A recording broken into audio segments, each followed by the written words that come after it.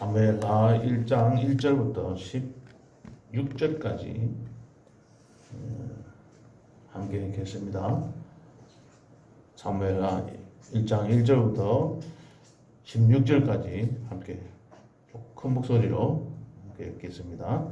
사울이 죽은 후에 다윗이 아말렉 사람을 쳐 죽이고 돌아와 다윗이 시글락에서 이틀을 머물더니 사흘째 되는 날에 한 사람이 사울의 진영에서 나왔는데 그의 옷은 찢어졌고 머리에는 흙이 있더라. 그가 다윗에게 나와 땅에 엎드려 절하매 다윗이 그에게 묻되 너는 어디서 왔느냐 하니 대답하되 이스라엘 진영에서 도망하여 왔나이다 하니라.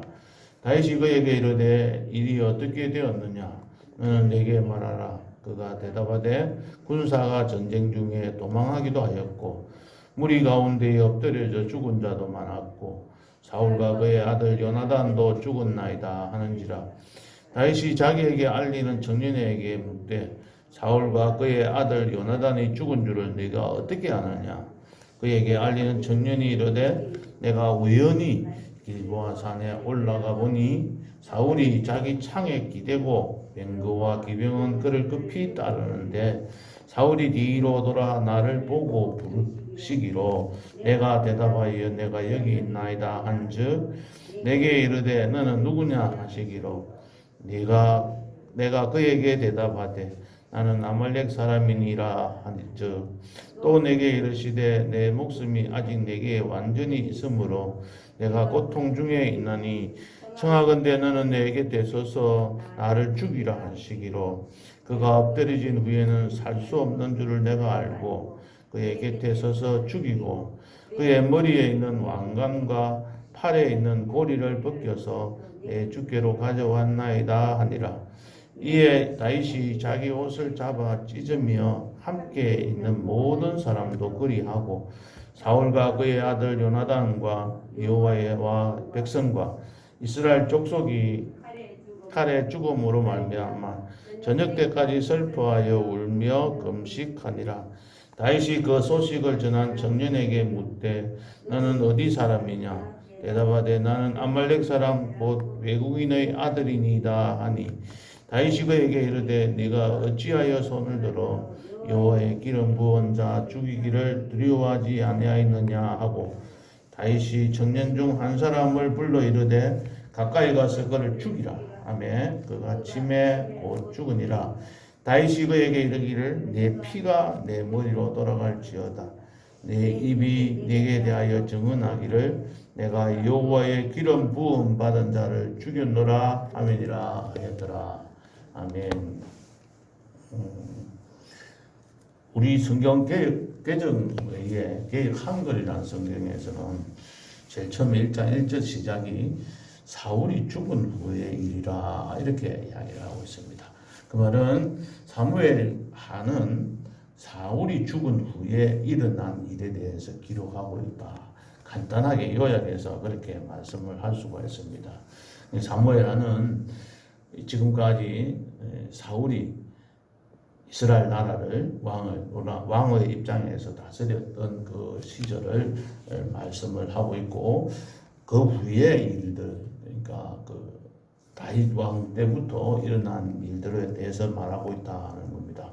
근데 사무엘하는 주로 전체적으로 다윗이 죽기 전까지 일어났던 일에 대해서 기록하고 있습니다. 오늘 이 말씀은 지난번 사무엘상 31장에서 연결되는 이야기입니다.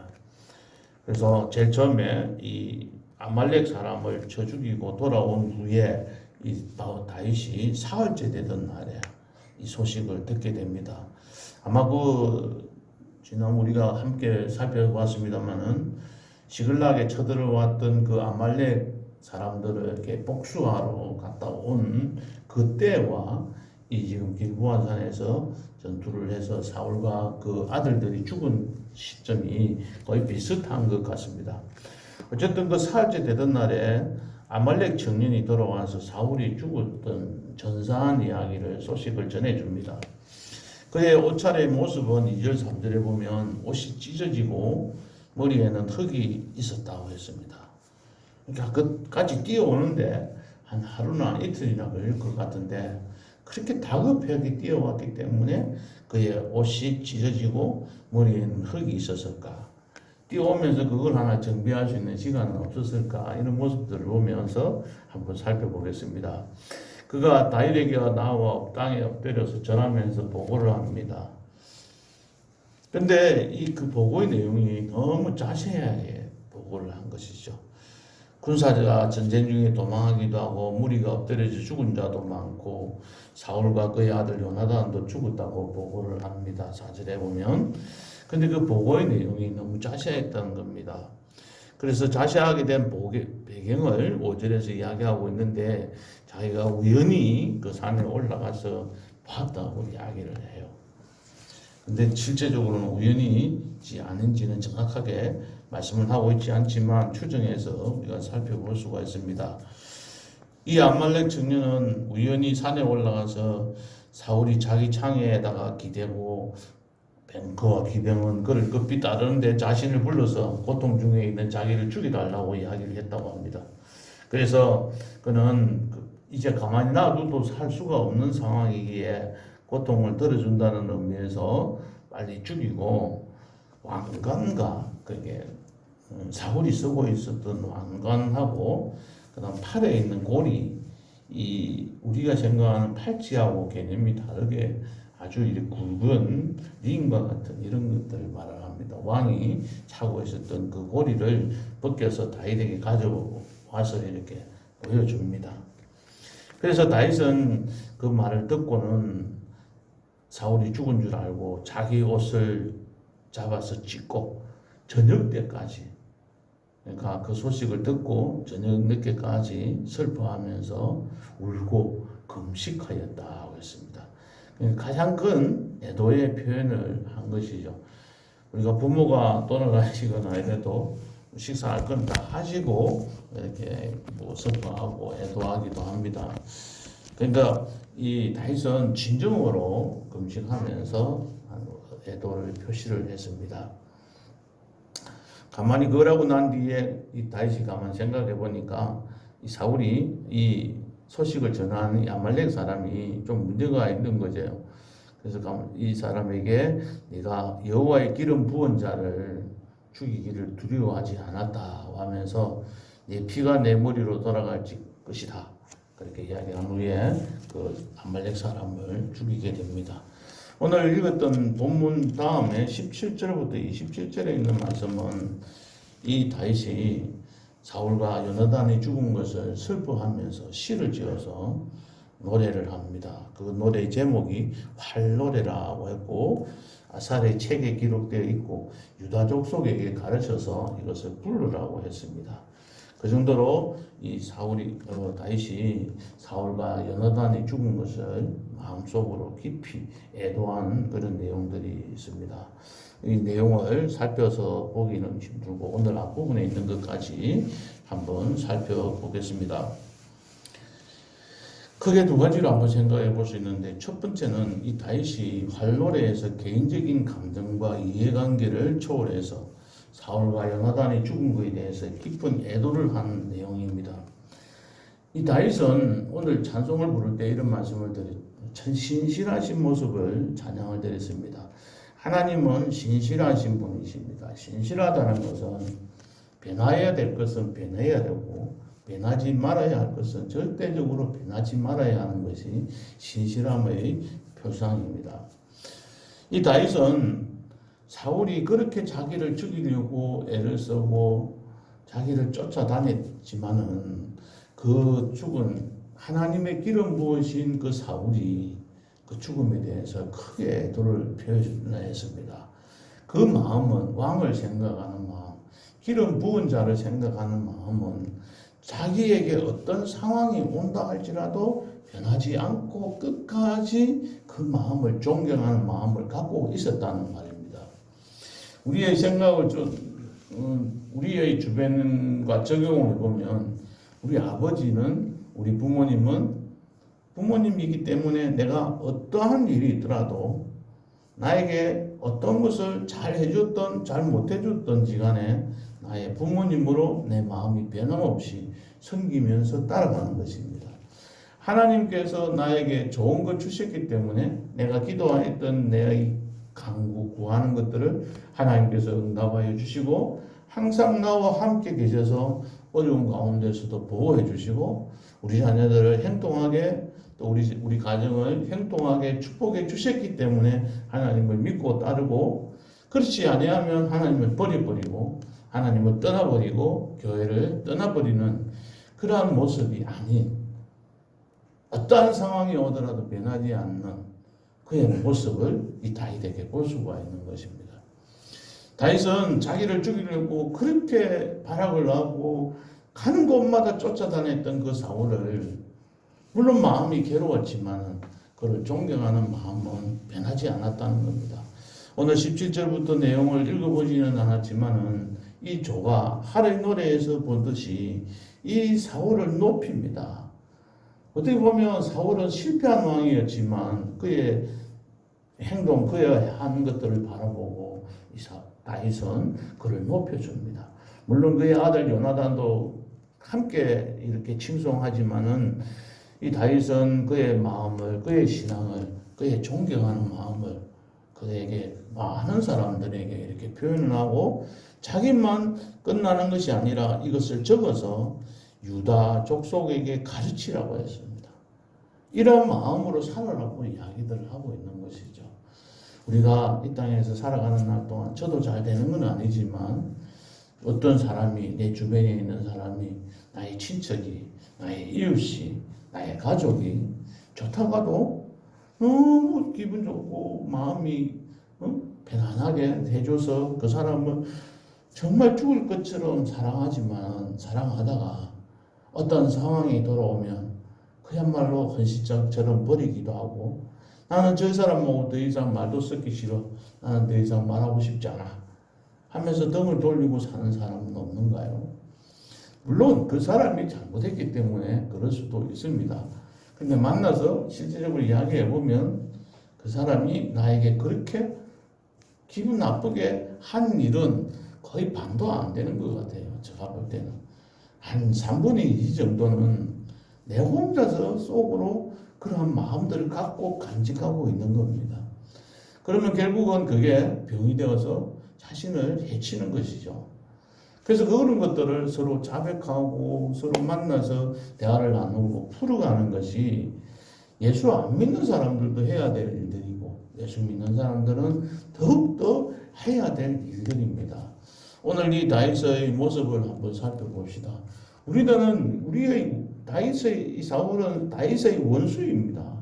근데 이 원수가 죽었으니까 너무 좋아서 기뻐하고 즐거워해야 될 텐데 그렇지 않고 그를 위해서 슬퍼하면서 애도하는 거예요. 그 마음이 그를 하나님의 기름 부은 자임을 믿고 그를 위해서 끝까지 신실하게 변함없이 살아갔던 그 모습을 우리들의 삶 속에서도 항상 갖고 살아가야 할 것입니다. 물론 잘 되진 않습니다. 그래서 하나님 앞에 기도하는 가운데 이런 마음이 변치 않게 해달라고 기도하면서 나아갑시다. 두 번째는 신실하지 못한 이 아말렉 사람을 볼 수 있습니다. 본문 설명을 하면서 간단하게 조금씩 언급을 했습니다만은 이 사울의 사망 소식을 전사한 소식을 다윗에게 전해주기 위해서 뛰어온 그의 모습을 한번 살펴보면 그는 옷이 찢어졌고 머리에는 흙이 있다고 했는데 이 성경에서 왜 이 사람의 이 모양을 이렇게 자세하게 기록을 했을까요? 그 전쟁터가 너무 참혹했기 때문이었을까요? 너무 바쁘게 뛰어오다 보니까 그럴까요? 그렇지 않다라고 보는 관점이 더 많습니다. 무슨 말이냐면 다윗에게 와서 자기가 그만큼 간절하다는 모습을 보여주기 위한 외식적인 행동이라는 겁니다. 다윗의 환심을 사기 위해서 위장하여 보낸 그 자일 수도 있다는 겁니다. 또 그는 저라면서 자기의 옷이 찢어지고 머리에 흙이 있고 이런 모습은 어떤 모습이냐면 굉장히 슬퍼하는 모습입니다. 그런 고대 근동에서는 극도의 슬픔을 표현할 때 이러한 모습으로 나타내었다고 합니다. 그래서 다윗을 속이려고 보상을 받으려고 하는 그런 모습에서 진정한 슬픔이 아니고 자기의 목적을 위한 수단이었음을 살펴볼 수가 있는 겁니다. 또 그가 뛰어오면서 뭘 가지고 왔습니까? 왕관과 이 손목에 있는 이 고리를 가져와, 팔찌와 같은 고리를 가지고 와서 다윗에게 드린 겁니다. 이게 뭐죠? 이제 사울이 죽었으니까 이 왕관을 쓸 사람은 당신인 줄 알고 내가 당신에게 갖다 주는 거다라고 이야기하는 겁니다. 그러니까 다윗이 다음에 왕위에 오를 것이라는 것을 이 아말렉 사람은 알고 있었던 겁니다. 그러면 그 사람에게 갖다 주면 뭔가 자기는 출세를 하고 뭔가 보상을 받을 것이라고 생각을 하였던 것이죠. 왕관과 고리는 왕의 신분을 상징하는 것이기에 그것을 가져다 주면 큰 보상을 받을 것이라는 기대를 가지고 갔습니다. 그래서 다윗이 생각해 보니까 아무리 봐도 자세도 태도도 그렇고 말하는 내용도 너무 자세하게 이야기를 하는 겁니다. 또 사무엘상 31장에서 보면 그냥 사울이 자결한 것으로 나와 있는데 여기에서는 자기가 자결하고 있는 그 사울을 칼로 죽였다고 했습니다. 칼로. 그러니까는 자기의 공을 이 다윗에게 말해서 자신이 그 사람에게 이렇게 인정받고 싶어하는 욕구들을 바라봅니다. 한마디로 말하면 이 아말렉 사람은 신실하지 못한 사람입니다. 자기 자신의 육적인 욕구 충족을 위해서 그 하나님의 기름 부으신 자에 대한 태도도 바뀌어졌고 그 순간순간이 변화되면서 자신의 어떤 목적 달성을 위해서 살았던 사람이었다고 봅니다. 이 사람은 결국은 어떻게 되었습니까? 다윗이 그를 죽이게 만들었습니다. 그 자리에서 바로 죽었습니다. 곧 죽었다고 이야기를 하고 있습니다. 15절에 보면 다윗 그 젊은이가 가서 그를 죽이니 치매 곧 죽으니라. 오래 가지도 안 하고 그 자리에서 바로 죽게 되었다는 것입니다. 말씀을 맺겠습니다. 하나님을 따르는 사람들 가운데 또 우리들이 신앙생활을 하는 가운데 우리의 삶에 변화되어야 할 것들도 있고 변화되지 말아야 될 것들도 있음을 우리가 항상 기억하고 변하지 말아야 될 것은 끝까지 어떠한 상황이 온다 할지라도 우리의 신앙은 변하지 않고 하나님 앞에 신실한 모습으로 나아가야 하고 또 우리가 잘못된 것들은 빨리 고쳐서 변화시켜서 하나님 앞에 나아가야 합니다. 이 작은 정성 하나하나가 쌓여서 큰 폭풍을 만들어낼 수가 있습니다. 우리들의 기도와 우리들의 이러한 정성 하나하나가 쌓여져서 큰 부흥을 우리 교회에 참된 부흥을 가져올 수가 있습니다. 콩나물을 키우는 그 시루에 매일 조금씩 붓는 그 물이 전부 다 흘러서 넘쳐 가버리고 없어진 것처럼 보이지만 그 물 하나하나가 남아서 그 콩나물을 키워갑니다. 우리의 기도와 우리의 정성을 우리의 생각과 우리의 말들이 우리의 가정을 살리고 우리의 교회도 살리고 내가 속해 있는 이웃들에게도 선한 영향력을 끼칠 수가 있습니다. 우리의 모습이 오늘 하루도 신실한 모습으로 살아가게 해달라고 기도하고 그러한 가운데 하나님께서 주시는 참된 기쁨과 참된 평강을 누리는 하루가 되시기를 주님의 이름으로 축복합니다. 기도하시겠습니다. 하나님 아버지 오늘 아침에도 주님께서 사랑하는 주의 백성들을 저희들에게 귀한 말씀을 통하여 은혜 받게 해주심을 감사합니다. 신실한 모습으로 살아가게 하시고 또 하나님의 그 신실한 모습을 우리도 본받아서 이 땅에 살아갈 수 있도록 축복해 주시옵소서.